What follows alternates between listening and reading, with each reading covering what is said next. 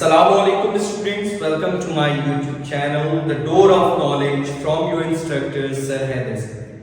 जैसा कि मेरा बेटा आप लोग जानते हैं, हम मैथ्स 9th न्यू बुक के ऊपर वर्किंग कर रहे हैं और लास्ट लेक्चर में मेरा बेटा हमने चैप्टर नंबर 3 को फिनिश किया था, उसकी रिव्यू एक्सरसाइज अटेम्प्ट की थी। So now we will move towards the chapter number 4। Chapter number 4 मेरा बेटा एक इंपॉर्टेंट चैप्टर है जिसके अंदर हमने फैक्टराइजेशन एंड अलजेब्रिक मैनिपुलेशन पढ़ी। ठीक है, तो मेरा बेटा अलजेब्रिक मैनिपुलेशन और फैक्टराइजेशन को पढ़ने से पहले हमें पता होना चाहिए अलजेब्रिक एक्सप्रेशन क्या होती है। ठीक है मेरा बेटा, अलजेब्रिक एक्सप्रेशन आपके पास क्या होती है? That is the combination of coefficients, constants, variables, exponents. ठीक है, तो जब हम इनके मिक्सचर को देखते हैं तो वो हमारे पास क्या बन जाती है मेरा बेटा? Algebraic expression. ठीक है, जैसे कि सामने आपके पास लिखी हुई है 2ab² + 6ab। ओके, तो मेरा बेटा यहां देखो 2 और 6 कोएफिशिएंट्स हैं, a और b वेरिएबल्स हैं, ये 2 पावर है, ये प्लस अरिथमेटिक ऑपरेशन है जो इन दोनों टर्म्स को, ये दो टर्म्स हैं, इनको कनेक्ट कर रहे हैं। ठीक है, देन मेरा बेटा हम अलजेब्रिक मैनिपुलेशन करने का मतलब क्या होता है? हम अलजेब्रिक एक्सप्रेशंस के ऊपर वर्किंग कर रहे होते हैं। ठीक है, उनके अंदर से एचसीएफ निकाल रहे होते हैं, स्क्वायर रूट मालूम कर रहे होते हैं, उनके ऊपर फर्दर तहकीक कर रहे होते हैं, वर्किंग कर रहे होते हैं। तो मेरा बेटा कॉमन फैक्टर्स सबसे पहले हमारे दिमाग में होने चाहिए। What are the common factors, जहां से आपके पास चैप्टर नंबर 4 की इब्तिदा हुई। ठीक है, अब मेरा बेटा अगर हम तवज्जो करें, यहां पे मैंने एक एग्जांपल लिखी 2ab² + 6ab। अभी मैंने आपको बताया इसको हम क्या बोलते हैं? Algebraic expression. ठीक है, अब मेरा बेटा अगर हम इसके अंदर देखें तो 2ab² का क्या मतलब है? b यहां पे 2 दफा मौजूद है, +6। अगर हम 6 के फैक्टर्स निकाल लें तो मेरा बेटा हम 6 को क्या मेंशन कर सकते हैं? 2 × 3। ओके, एक दफा a है, एक दफा b है, तो इसका मतलब मेरा बेटा आपके पास क्या हुआ? यहां पे अगर हम फैक्टर्स देखें तो क्या बन गया? एक 2, एक a और 2 टाइम्स b। 6 को हम क्या लिख सकते हैं? 2 × 3 और एक दफा a, एक दफा b। ये मेरा बेटा आपके पास इन दोनों टर्म्स के फैक्टर्स हो गए। आपको मेरा बेटा स्क्रीन के ऊपर भी एक पिक्चर से ये चीज शो हो रही होगी, रिप्रेजेंट हो रही होगी, जो कि आपकी किताब पर मेंशन। ठीक है, तो मेरा बेटा अगर हमने इसके फैक्टर्स निकालने तो हम देखेंगे भाई इन दोनों में कॉमन क्या है। ठीक, 2 क्या 6 के आपके पास 2 का डिविजिबल है? बिल्कुल है, तो इसका मतलब है 6 में के भी प्राइम फैक्टर्स पे 2 मौजूद है। तो मेरा बेटा हमने क्या किया? 2 को कॉमन निकाल लिया, a दोनों में मौजूद, a कॉमन आ गया। यहां b² है, 2 टाइम है, यहां एक दफा है, तो कॉमन कितनी दफा है? एक दफा। ठीक है, तो मेरे बेटा जो कॉमन फैक्टर्स थे हमने निकाल लिए। यहां पे अब इस टर्म में 2 कॉमन आ गया, a कॉमन आ गया, b 2 दफा थे, एक दफा b कॉमन आ गया, तो मेरा बेटा एक दफा b बच गया। ठीक, और 6 को जब हमने 2 से डिवाइड किया तो मेरा बेटा हमारे पास क्या आ गया? 3 और a भी ऑलरेडी हम कॉमन निकाल चुके हैं। तो कॉमन निकालने का मतलब ये भी है कि अगर मैं आपको कह रहा हूं मैंने इसमें से 2 कॉमन निकाला तो बेसिकली मैंने 2 से डिवाइड किया है अपनी टर्म। सो मेरा बेटा ये हमारे पास इसको बोलेंगे these are our common factors। ठीक है, जो दोनों टर्म्स में मौजूद थे। अब मेरा बेटा अगली चीज की तरफ हम बढ़ते हैं। यहां पे हमसे एक फरमाइश और की जाएगी एक्सरसाइज के क्वेश्चंस में। तो थ्योरी बताने का मकसद ये होता है when we will do the exercise sums, तो मेरे बच्चों को कहीं भी कोई प्रॉब्लम ना हो। तो मेरा बेटा पिक्टोरियली और सिंबॉलिकली भी उन्होंने कहा है फैक्टर्स को रिप्रेजेंट करना।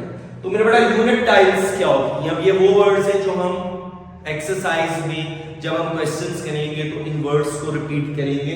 यूनिट टाइल क्या आपके पास क्या होती है? इट्स जस्ट लाइक,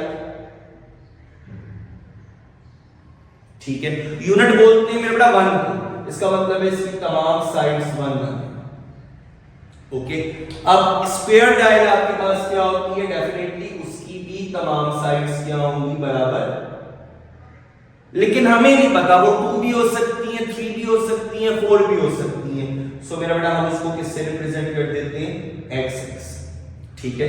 और रेक्टेंगुलर टाइल्स आपके पास मेरा बेटा क्या होती हैं, जिसके अंदर रेक्टेंगल, जैसे आपके सामने बोर्ड है, that is also the shape of the rectangle. तो रेक्टेंगल क्या होता है, जिसकी लेंथ और विड्थ अलग हो, ठीक है। तो मेरा बेटा अगर हम इसको x कंसीडर कर रहे हैं तो ये आपके पास क्या आ जाएगा 1, इसका मतलब है लेंथ और विड्थ आपके पास क्या है, सेपरेट सेपरेट है, ओके। तो मेरा बेटा ये कुछ टाइल्स हैं जिनकी मदद से हम फैक्टर्स को पिक्टोरियली रिप्रेजेंट करेंगे, ओके। अब the basic definition of the factorization is, आपको मेरा बेटा फैक्टराइजेशन की मल्टीपल डेफिनेशंस मिलती है, ठीक है, जिसके अंदर से the most common and the basic one जो आपके कॉन्सेप्ट को क्लियरिफाई करेंगी, that is simply the factorization is the reverse process of multiplication, ठीक है। वैसे आपके पास ये भी होती है कि एक अलजेब्रिक एक्सप्रेशंस को अगर हम उसके फैक्टर्स की फॉर्म में रिप्रेजेंट कर लें तो इस मेथड को, जिस मेथड के थ्रू हम फैक्टर्स में रिप्रेजेंट कर रहे हैं, तो उस मेथड को फैक्टराइजेशन बोलते हैं। ये आपके पास मेरा डेफिनेशन जो किताबों के ऊपर मेंशन है, लेकिन मैं अंडरस्टैंडिंग पॉइंट ऑफ व्यू से आपको बताना चाह रहा हूं कि मल्टीप्लिकेशन के उल्टे प्रोसेस को हम बोलते हैं factorisation. Just like x + 2 x + 3, ये दो फैक्टर्स हैं। अब अगर हम इसे मल्टीप्लाई करें तो मेरा बेटा हम क्या करेंगे, x को भी x के साथ मल्टीप्लाई करेंगे, फिर x को 3 के साथ मल्टीप्लाई करेंगे। तो मेरा बेटा देखो x को x से किया x², x को 3 से किया 3x, फिर इसी तरीके से 2 को x के साथ मल्टीप्लाई किया, फिर 2 को 3 के साथ मल्टीप्लाई किया। तो मेरा बेटा हमने देखा ये 3x और 2x लाइक टर्म्स हैं, दोनों में x मौजूद है, सो दैट इज 5x और x² + 6 एज इट इज। अब ये जो काम हमने किया इसको मेरा बेटा हम क्या बोलते हैं, ये हमने की मल्टीप्लिकेशन, ठीक है। लेकिन अगर हम एक अलजेब्रिक एक्सप्रेशन से फैक्टर्स की फॉर्म में आए तो मेरा बेटा इस काम को हम क्या बोलते हैं, दैट इज फैक्टराइजेशन, ठीक है। एक एक्सप्रेशन से फैक्टर्स कैसे बन रहे हैं, तो मेरा बेटा उस प्रोसेस को हम क्या बोलते हैं, factorization. So let's move towards the exercise 4.1, जहां पे पहला सवाल हमसे डिमांड किया जा रहा है कि फैक्टराइज करो बाय कॉमन फैक्टर्स।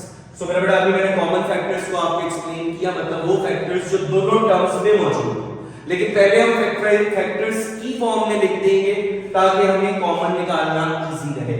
तो मेरा बेटा 6x + 12, ये आपके पास जरूरी नहीं है, लेकिन मैं पहला क्वेश्चन है बुक में एग्जांपल पे वैसे आपको डिस्कस किया, तो मैंने आपको पहले फैक्टर्स सेपरेट किए, फिर हम कॉमन निकालते हैं। तो बेटा ऐसे ही आप लोग कीजिएगा ताकि क्लियरिफाई हो चेकर को भी कि आपने प्रॉपर कॉन्सेप्ट के साथ काम किया। स्टेप मिस नहीं किया लिए, क्योंकि जैसे आप लोगों को मेरा बड़ा पसंद है कि टीचर आपको स्टेप बाय स्टेप एक एक एक्सप्लेन करे हर स्टेप को, तो मेरा बड़ा ऐसे ही चेकिंग के दौरान टीचर भी ये चाहता है कि आपका हर स्टेप क्लियरिफाई हो, ताकि हमें पता लगे कि बच्चों ने कॉन्सेप्चुअल समझ के काम किया।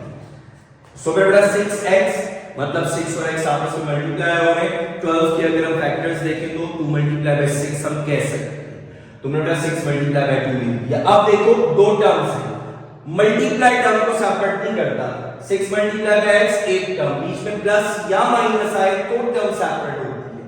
6 × 2 ये एक टर्म, इन दोनों टर्म्स में देखो 6 कॉमन आ गया, यहां पे पीछे x बचा और यहां पे 2, so that is your answer.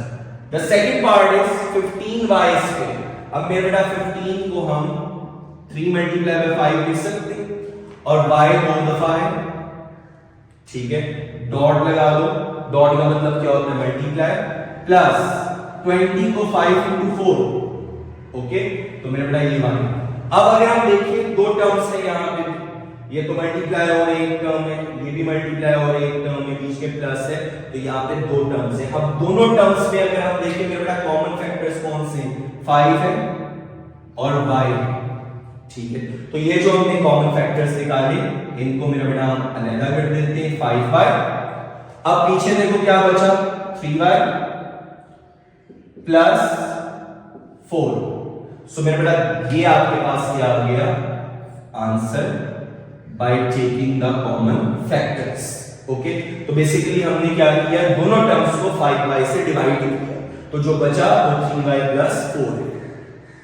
Third वाले पार्ट में मेरा बेटा देखो -12 को -3 into 4 और x स्क्वायर को 2 टाइम्स x मेंशन कर दिया और -3x को -3 into x लिख दिया। अब मेरा बेटा देखो दोनों टर्म्स में -3 कॉमन, एक दफा x कॉमन, बाकी आपके पास क्या बचा 4x माइनस। अब जहां से सब कॉमन ले लिया जाए वहां पे मेरा पीछे 1 बचता है, ठीक है। तो ये आप लोगों ने गलती नहीं करनी। आप लोग क्या करते हो, सर वहां से सब कॉमन ले लिया तो पीछे 0 नहीं, क्यों नहीं? अब देखो जब हम -3x को दोबारा मल्टीप्लाई करेंगे 4 के साथ तो ये -12x² बन गया और -3x को जब 1 के साथ हम मल्टीप्लाई करेंगे तो फिर मेरा बेटा हमारे पास क्या आएगा, यहाँ पे चूंकि माइनस कॉमन निकाला है साइन चेंज करना है, ठीक है। तो -3x को जब हम 1 के साथ मल्टीप्लाई करेंगे तो आपके पास -3x, अगर आप पीछे 0 लिख दोगे तो मेरा बेटा काम गलत हो जाएगा, क्योंकि -3x into 0 आंसर 0। तो मेरा बेटा दोबारा पुरानी वाली एक्सप्रेशन बनना जरूरी है, ठीक है। और माइनस चूंकि कॉमन निकाला है इसलिए दरमियान का साइन भी चेंज जरूर होगा। फोर्थ पार्ट में मेरा बेटा आपके पास लिखा हुआ है 4a² b + 8ab²। तो मेरा बेटा इसको देखो 4 2 टाइम्स a और b, 8 को हम 2 मल्टीप्लाई बाय 4 लिख सकते हैं, a और b 2 टाइम्स हो गया। अब मेरा बेटा कॉमन देखो 4ab आ गया, यहां से पीछे a प्लस 4 कॉमन ले चुके थे तो आपके पास 2b, okay. Fifth part xy - 3x² + 2x। अब देखो कितनी टर्म्स हो गई, 3, बीच में माइनस, पहली टर्म खत्म, फिर प्लस, दूसरी टर्म खत्म, 3 टर्म्स। तीनों टर्म्स को फैक्टर्स की फॉर्म में लिखा। अब हमने देखा इन तीनों टर्म्स में कॉमन किया x, पहली टर्म में क्या बचा y, दूसरी टर्म में क्या बचा -3x और तीसरी टर्म में क्या बचा +2। सो मेरा बेटा that is the answer of fifth part. The last part is 3a² b - 9ab² + 15a। तो मेरा बेटा 3a 2 टाइम्स, 9 को 3 मल्टीप्लाई बाय 3 लिख दिया, a b 2 टाइम्स, 15 को 3 मल्टीप्लाई बाय 5 लिख दिया ताकि हमें दिख जाए, क्लियर हो जाए कि भाई 3 तीनों टर्म्स में मौजूद है। तो मेरे बेटा कॉमन निकाला 3, तीनों टर्म्स में आपके पास a भी मौजूद है, तीनों टर्म्स में आपके पास एक एक दफा b भी मौजूद है। तो मेरे बेटा 3a आपके पास कॉमन आ गया, पीछे आपके पास पहली टर्म में एक a बच गया, दूसरी टर्म में -3b बच गया और आखिरी टर्म में मेरा बेटा 3ab कॉमन निकाल चुके हो तो सिर्फ 5 बच गया। सो फर्स्ट क्वेश्चन जिसमें उन्होंने हमसे डिमांड की थी प्राइम फैक्टर्स निकालो पहले, फिर कॉमन फैक्टर्स को एक्सट्रैक्ट करो, तो मेरा बेटा दैट इज अटेम्प्टेड। अब क्वेश्चन नंबर 2, इसके लिए मेरा बेटा मैंने आपको स्टार्टिंग में बताया था सिंबॉलिकली और पिक्टोरियली, ये जो हमने यूनिट टाइल्स पढ़ी थी इनको square tiles, unit tiles, rectangle tiles, अब हम इनको इस्तेमाल करेंगे क्योंकि क्वेश्चन ने हमसे डिमांड की है कि फैक्टराइज तो करो ही करो लेकिन साथ में पिक्टोरियली भी रिप्रेजेंट करो, ठीक है। तो फिर मेरा बेटा आप देखो आपके पास पहला पार्ट क्या है 5x + 15। अब 5x + 15 के अंदर मेरा बेटा देखो 5 × x + 5 × 3, ठीक है। 15 को हमने क्या लिख दिया 5 × 3। तो मेरा बेटा देखो दोनों टर्म्स में क्या कॉमन आ गया 5x + 3। अब 5 ब्रैकेट में x + 3 का मतलब क्या है कि x + 3 5 दफा है, ठीक है। अब मेरा बेटा जब हम इसको पिक्टोरियली रिप्रेजेंट करते हैं तो x, अब क्या उन्होंने हमें कहा है कि x आपके पास अब रेक्टेंगल शेप में हमने रिप्रेजेंट किया क्योंकि हमें एक साइड का पता है जो कि x है, दूसरी साइड का हमें कंफर्म नहीं, तो फिर बेटा हमने रेक्टेंगल टाइल से रिप्रेजेंट कर दिया और आगे हमने यूनिट टाइल्स बना, ठीक है। तो यूनिट टाइल्स किस चीज को रिप्रेजेंट कर रही है, ये 1 तो ये भी 1 और ऊपर वाली साइड भी आपके पास 1, मतलब चारों साइड्स 1 1 है, ठीक। अब मेरा बेटा हमने अगली चीज ये जो हमने रिप्रेजेंट किया x, एक दफा 1 एक दफा 1 एक दफा 1, मतलब x + 3 ये कितनी दफा है 5 दफा। तो मेरा बेटा देखो इसको हमने second time, third time, fourth time, fifth time. अब फोर्थ पार्ट से पहले मेरा बेटा सेकंड पार्ट जरा समझो। सेकंड पार्ट में एक बहुत इंपॉर्टेंट कांसेप्ट हमसे डिस्कस किया जिसको हम बोलते हैं मिड टर्म ब्रेक, ठीक है। अब मिड टर्म ब्रेक बाकी जो हमारे एक्सरसाइज के सवाल हैं वो भी उसी के ऊपर है, मतलब अगर आपने ये पार्ट समझ लिया तो फिर मेरे बेटा आपकी पूरी एक्सरसाइज अटेम्प्टेड है। और ये मिड टर्म ब्रेक इतना इंपॉर्टेंट कॉन्सेप्ट है फैक्टराइजेशन का जो आपका साथ छोड़ेगा ही नहीं। 10th हो जाए, इंटर हो जाए, जब भी आप मैथ्स पढ़ोगे फैक्टराइजेशन का तस्करा होगा तो उसमें मिड टर्म ब्रेक आपको जरूर करनी पड़ेगी। सो मेरे बेटा सीखते हैं मिड टर्म ब्रेक क्या है। मिड टर्म ब्रेक नाम से जाहिर है दरमियान वाली टर्म को ब्रेक करना है। अब हमारी एक्सप्रेशन होगी क्वाड्रेटिक, अगर जैसे यहां लिख रही है x² + 4x + 3, highest power variable की कितनी नजर आ रही है 2, मतलब क्वाड्रेटिक आपके पास एक्सप्रेशन है। तो फिर मेरा बेटा हमने मिड टर्म क्या होगी जिसमें x है, हमने डिसेंडिंग ऑर्डर में अपनी एक्सप्रेशन को अरेंज किया, x² फिर x फिर कांस्टेंट। अब मिड टर्म आपके पास कौन सी हुई मेरा बेटा, ये आपके पास आ गई 4x, ठीक है। अब हम देखेंगे पहली और तीसरी टर्म क्या है। यहां पे देखो पहली तीसरी टर्म है 3 और पहली टर्म का कोएफिशिएंट देखेंगे। सो मेरा बेटा जहां पे कुछ नहीं लिखा होता वहां पे मौजूद होता है 1। सो जब हमने यहां पे अगर हम 1 लिख दें कोई फर्क तो नहीं पड़ेगा। अब मेरा बेटा जब हमने इन दोनों टर्म्स फैक्टर्स को आपस में करना है मल्टीप्लाई, तो 3 मल्टीप्लाई बाय 1 आपके पास मेरा बेटा क्या आ गया 3 का निकाल लो एलसीएम। अब मेरा बेटा जब आप 3 का एलसीएम निकालोगे 3 आपके पास एक प्राइम नंबर है, ठीक है। तो 3 को जब 3 से करेंगे 1, ओके। तो मेरा बेटा आपको देखो फैक्टर्स कितने मिले, यहां पे 2 फैक्टर्स मिले, एक 3 और दूसरा 1, ये हमारे पास 2 फैक्टर्स आ गए। अब 3 को 1 के साथ अगर हम प्लस करें या माइनस करें तो मेरा बेटा आपके पास दरमियान वाली टर्म का कोएफिशिएंट बनना चाहिए। तो देखो 3 के साथ अगर हम 1 को माइनस करते हैं तो 2 आया, तो दरमियान वाली टर्म का कोएफिशिएंट क्या है +4 नहीं बना। लेकिन जब हमने 3 को 1 के साथ ऐड किया तो आपके पास मेरा बेटा क्या बन गया 4, which is the coefficient of the mid term, ठीक। तो मेरा बेटा हमारे पास 2 फैक्टर्स कौन कौन से बने, 3 और 1, दोनों पॉजिटिव, ठीक है। क्यों, क्योंकि 3 और 1 जब हम ऐड करते हैं तो 4 बन जाएगा, और 4 क्या है हमारे पास मिड टर्म का कोएफिशिएंट। और जब हम 3 और 1 को मल्टीप्लाई करते हैं तो फिर मेरा बेटा आपके पास क्या चीज बन रही है, दोबारा 1 और 3, मतलब जो दरमियान वाले हमने 2 फैक्टर्स देखे हैं उनकी प्रोडक्ट भी फर्स्ट एंड थर्ड टर्म की प्रोडक्ट हो, उनके कोएफिशिएंट्स की। तो मेरा बेटा देखो वही फैक्टर्स 1 और 3 हमने चूज किए, तो 3 और 1 और 1 और 3 के आपके पास प्रोडक्ट बराबर है। सो मिड टर्म ब्रेक अब हमने की x² + 3x + 1x + 3, ठीक है। अब मेरा बेटा यहां पे मैं इसको सैम्पल कर देता हूं ताकि आप लोगों को समझने में आसानी हो कि अब हम मिड टर्म ब्रेक जो कर रहे हैं, हमने 4x की जगह क्या लिखा 3x + 1x। अब 3 + 1 दोबारा 4 बन गया, और 3 को जब 1 से मल्टीप्लाई करेंगे तो 3 बन रहा है, मतलब फर्स्ट एंड थर्ड टर्म की प्रोडक्ट बन रही है। सो मेरा बेटा इसका मतलब है हमारा काम ठीक है यहाँ। लेकिन क्या जो हमने फैक्टर्स निकाले हैं वो बिल्कुल एक्यूरेट है, उनको चेक करने के लिए मेरा बेटा हमें अगला स्टेप करना पड़ेगा।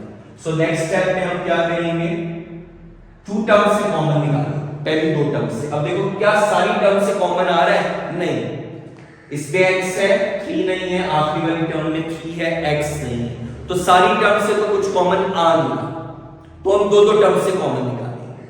सो मेरा पहली 2 टर्म्स में देखो कॉमन क्या आ रहा है x, पीछे क्या बचा यहाँ पे x, और यहाँ पे आपके पास जहां से x कॉमन निकाल चुके हैं वहां पे पीछे क्या बच गया 3। अगली 2 टर्म्स में देखो क्या कॉमन आ रहा है, जहां पे कुछ कॉमन ना आ रहा हो लेकिन हम शुरू में कॉमन निकाल चुके हो, तो फिर मेरा बेटा हम 1 कॉमन निकाल लेते हैं, ठीक है। 3 × 1 3 होगा, तो मेरा बेटा यहाँ पे आपके पास क्या बचा x + 3।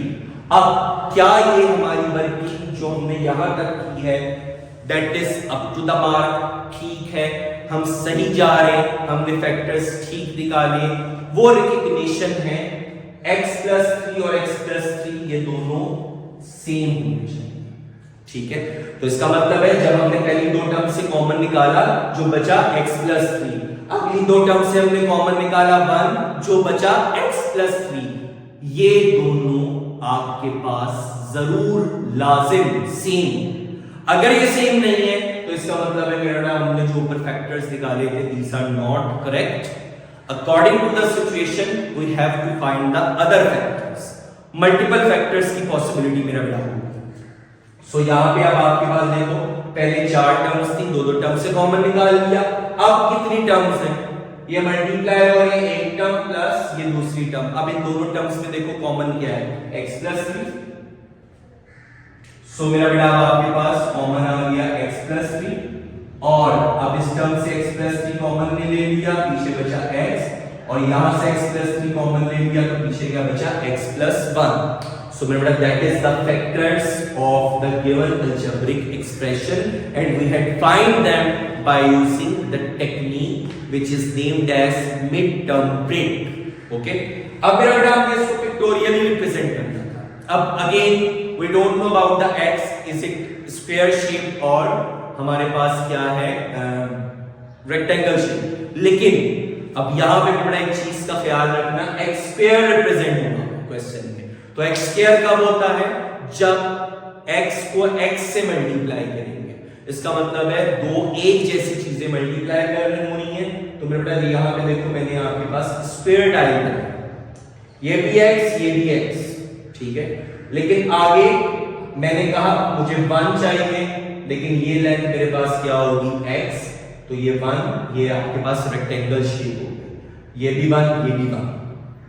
यहां पे मेरा बेटा हमने क्या लिया, अगेन एक रेक्टेंगल टाइप ले ली जिसके अंदर ये 1 और ये साइड x हो गए, और ये मेरा बेटा हमने यूनिट टाइल्स ले ली जिनकी लेंथ और विड्थ दोनों क्या क्या होगी 1, क्योंकि ऊपर हमें 1 रखा है तो ये भी 1 1 1, और चूंकि ये चीज हमने 1 रखी है तो अब ये आपके पास जो उसकी विड्थ हैं वो भी क्या होनी चाहिए 1. सो 1 into 1 ऑटोमेटिकली आपके पास कौन सी टाइल हो गई, यूनिट टाइल. सो मेरा बेटा अब यहां पे अगर हम गौर करें एक दफा x 1 1 1 x प्लस 3 हो गया, और यहां पे हम देखें x प्लस 1 तो x plus 1 into x plus 3, यही हमारे पास फैक्टर्स हैं. Now the next part, third part, x square plus 6x plus 8.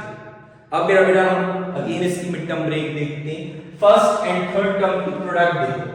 Again x square से पहले जहां कुछ ना हो वहां 1 है, तो 1 into 8 आपके पास क्या आ गया 8. 8 के फैक्टर्स निकालो, 2 से किया 4, 4 को अगेन हम 2 से कर सकते हैं,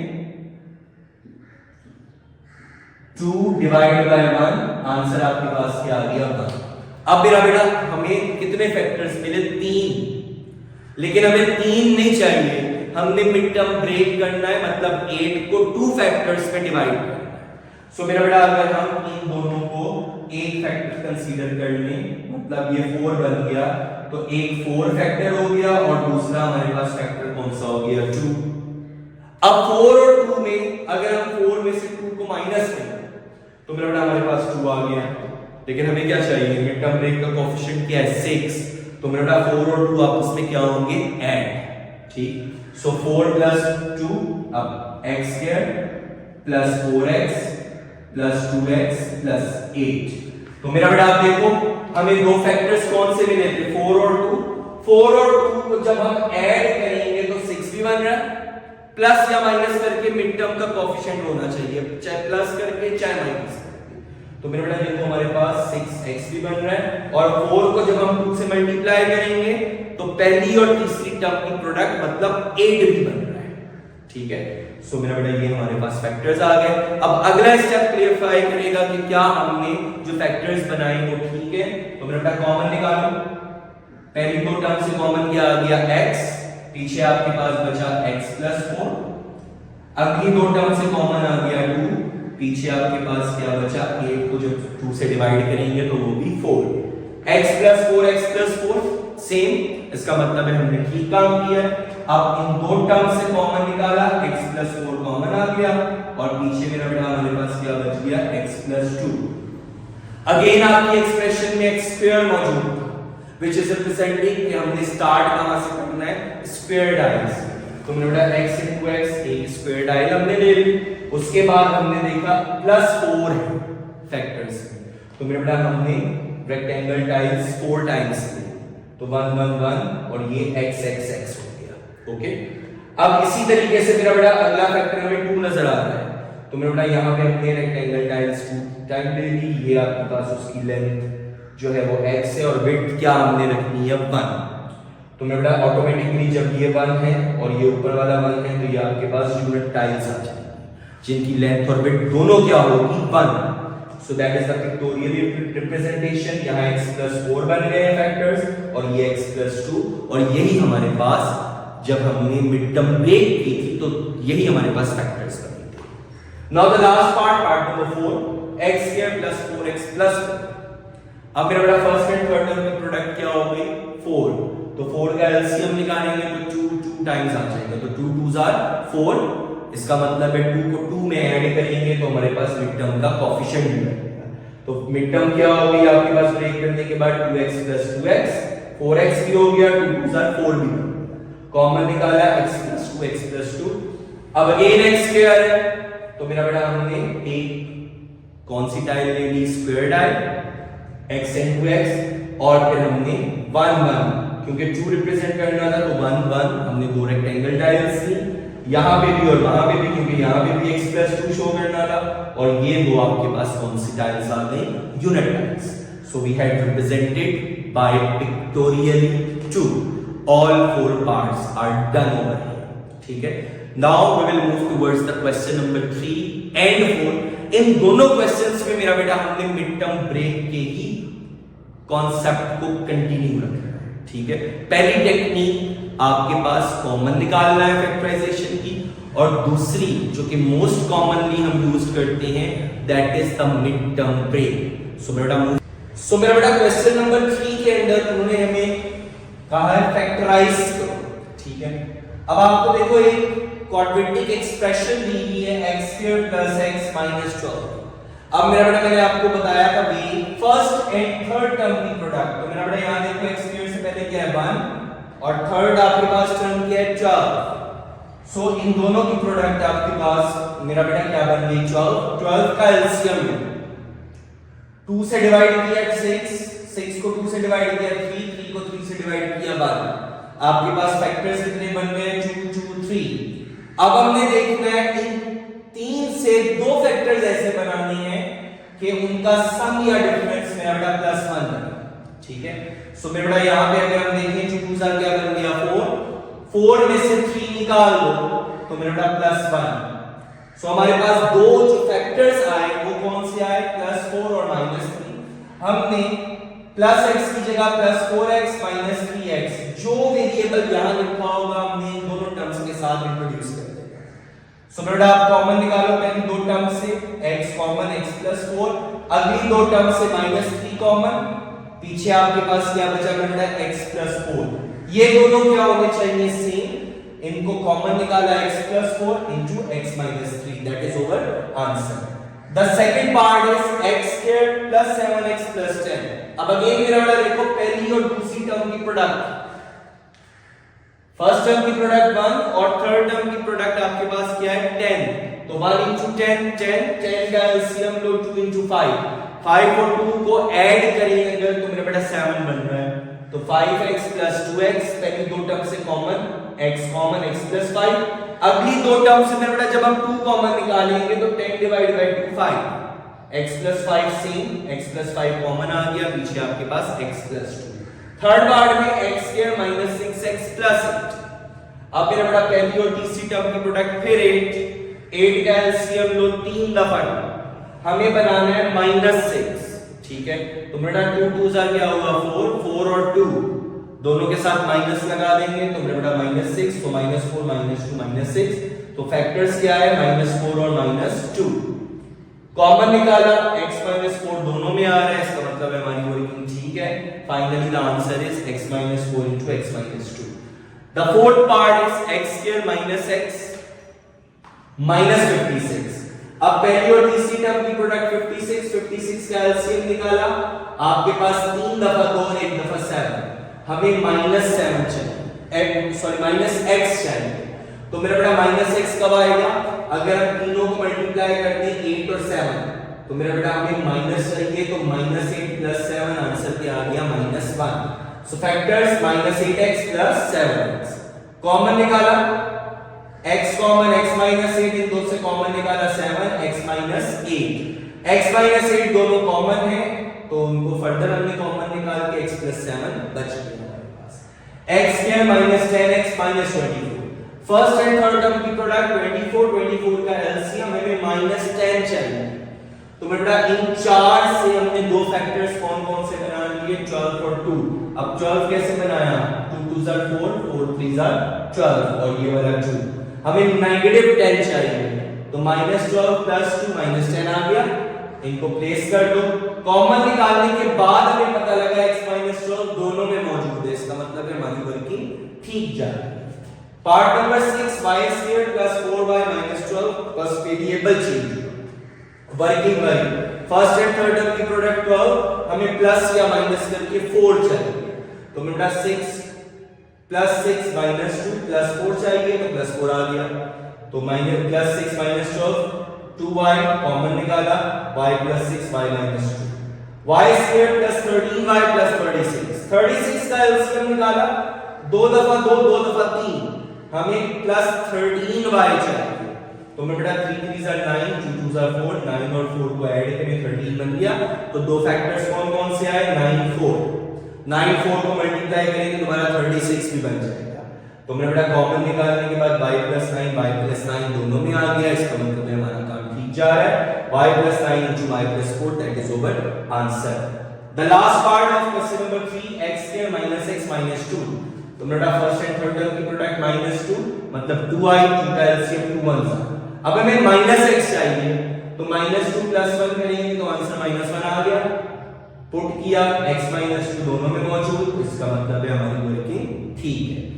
क्वेश्चन नंबर 4 में जस्ट चेंज क्या हुआ है, x² से पहले क्वेश्चन नंबर अगर हम 3 में देखें हर पार्ट में x² से पहले 1, लेकिन क्वेश्चन नंबर 4 में x² से पहले कोएफिशिएंट आ गया तो मैं बेटा वर्किंग वही रहेगी। मैंने आपको पहले भी यही कहा था, क्वेश्चन नंबर 3 में भी जब से मिड टर्म ब्रेक बता रहा हूं कि हमने फर्स्ट एंड थर्ड टर्म की प्रोडक्ट ली तो यहां पे भी फर्स्ट टर्म का कोएफिशिएंट 2 * 3 तो 6 की हमने एलसीएम लिया 2 3, 2 और 3 हमें 7 चाहिए तो मेरा बेटा 2 3s are 6 और 1 तो दोनों के साथ प्लस लगा दिया, 6 और 1 7 तो मेरा बेटा यहां 6x + 1x हमारे पास आंसर क्या आ गया मेरा बेटा, कॉमन निकालने के बाद x + 3 यहां से कॉमन निकाला 1 x + 3 ये दोनों सेम है, x + 3 कॉमन आ गया 2x + 1 that is over answer. The second part is 2 * 15 30 का जब मेरा बेटा हम एलसीएम लेंगे तो हमारे पास 2 3 और 5 अब हमें प्लस माइनस करके 11 चाहिए तो 2 3s are 6 और 5 6 और 5 हो गया 11 प्लस चाहिए +6x + 5x तो मेरा बेटा हमने वैल्यूज पुट की, कॉमन निकाला x + 3 इसका मतलब है हमारा काम ठीक है। The final answer is x + 3 * 2x + 5। The third part is 4x² + 13x + 3 first and third term की प्रोडक्ट आपके पास आ गई 12 का जब एलसीएम लिया 2 2 3 हमें प्लस माइनस करके क्या चाहिए मेरा बेटा 13 तो 2 2s are आपके पास, अब देखो 2 को जब हमने मल्टीप्लाई किया 2 2s are 4 4 3s are 12 तो एक फैक्टर 12 आ गया और 12 * 1 आपके पास 12 ही रहेगा तो मेरा बेटा 12 और 1 आपके पास दो फैक्टर्स आ गए, वैल्यूज पुट की x + 3 कॉमन आ गया तो मेरा बेटा हमारा आंसर ठीक है। तो नेक्स्ट आपके पास पार्ट नंबर 4 3 और 2 की प्रोडक्ट कर लो तो आपके पास मेरा बेटा क्या आ जाएगा 6 को जब आप एलसीएम लेंगे तो 2 और 3 तो देखो क्वेश्चन में फैक्टर्स मौजूद हैं तो 3x + 2x 5x की जगह लिखा, कॉमन निकाला x + 1 दोनों में मौजूद तो वो फर्दर कॉमन आके 3x + 2 answer done. Fifth part 3y² + -11y + 6 first and third term की प्रोडक्ट आपके पास मेरा बेटा कितनी आ गई, अगेन चेक करो 6 3s are 18 का जब हम एलसीएम लेंगे तो फिर मेरा बेटा हमारे पास क्या आएगा -9 * 2 ठीक है। अब 18 का जब आप एलसीएम लोगे तो आपके पास फैक्टर्स आए, अब मैंने डायरेक्ट आंसर लिख दिया है कि 9y और -2y तो -9 -2 -11 भी हो गया और 9 2s are दोबारा 18 भी बन गया तुमने बेटा कॉमन निकाला y minus 3 common 3y minus 2 that is over answer 2y square minus 5y plus 2 2 2s are क्या हो गया मेरा बेटा 4 अब हमें minus 5y चाहिए तो 4 1s आर ठीक है आपके पास 4 रहा लेकिन 4 और 1 आंसर आपके पास मेरा बेटा क्या आ गया 5 तो हमारे पास -4 -1 -5 बन गया कॉमन निकाला y -2 दोनों में मौजूद है y -2 2y -1 that is answer the second last part is 4x square minus 11 4z square minus 11z plus 6 just variable अब चेंज हुआ 4 और 6 की प्रोडक्ट मेरा बेटा आपके पास क्या आ गई 24 का जब हमने एलसीएम निकाला हमारे पास दो फैक्टर्स वो आने चाहिए जिनका सम या डिफरेंस -11 हो तो 8 3s आर 24 8 और 3 दोनों को ऐड करो तो आपके पास 11 आएगा लेकिन माइनस चाहिए तो -8z -3z कॉमन निकाला z -2 दोनों में मौजूद इसका मतलब हमने काम ठीक किया है फैक्टर्स ठीक निकाले the last answer is z -2 common 4z -3 the last part of question number 4 and the exercise भी वाइंड अप हो जाएगी 6 plus 7x minus 3x square बेटा पहले वेरिएबल्स को जरा तरतीब से लिख लो -3x square plus 7x plus 6 मतलब डिसेंडिंग ऑर्डर माइनस कॉमन निकाल लिया साइन टर्म्स के साइन चेंज हो गए आगे का काम मेरा बेटा फिर भाई 6 3s are 18 अब दो फैक्टर्स ऐसे जिनका सम या डिफरेंस -7x तो मेरा 9 2s are क्या होता है 18 लेकिन -9 प्लस 2 कर देंगे ताकि -9 से 2 जाएगा तो आपके पास plus minus minus minus 7 -9x plus 2x common निकाला 3x कॉमन x minus 3 यहां से 2 कॉमन निकाला x minus 3 दोनों टर्म्स में x minus 3 कॉमन है 3x plus 2 ये बाहर वाला माइनस एज इट इज चलता रहेगा सो मेरा बेटा हमारे पास चैप्टर नंबर 4 का आगाज हमने कर दिया है और 4.1 हमारी attempted that is the basic exercise जिसमें हमने क्या सीखा कॉमन कैसे निकालना है by taking the common factors and common factors को मालूम करने के लिए हमने प्राइम फैक्टर्स का कॉन्सेप्ट पढ़ा and the second technique of the factorization which is the most important that is mid term break ठीक है जो कि हमारे चैप्टर में अब साथ-साथ चलेगा सो मेरे बेटा जिन बच्चों को स्टिल उन्होंने चैनल को सब्सक्राइब नहीं किया है तो बेटा सब्सक्राइब करो बेल आइकन टैप करो और अपने दोस्तों को भी बताओ फ्रेंड्स को बताओ फैमिली मेंबर्स को बताओ जो बच्चे आपके लेवल पे 9 मैथ्स न्यू बुक को पढ़ना है तो मेरा बेटा वो स्टार्ट करें ठीक है नेकी है ताकि आप लोग बाकियों को भी शेयर करो चैप्टर नंबर 4 स्टार्ट कर दिया है टारगेट यही है एज अर्ली एज पॉसिबल आप लोग समझ के अपनी बुक को फाइंड कर सको ठीक है सो इंशाल्लाह नेक्स्ट लेक्चर में मिलते हैं जहां हम अगली एक्सरसाइज 4 चैप्टर की स्टार्ट करेंगे सो स्टे कनेक्टेड अपना ख्याल रखिए अल्लाह हाफिज।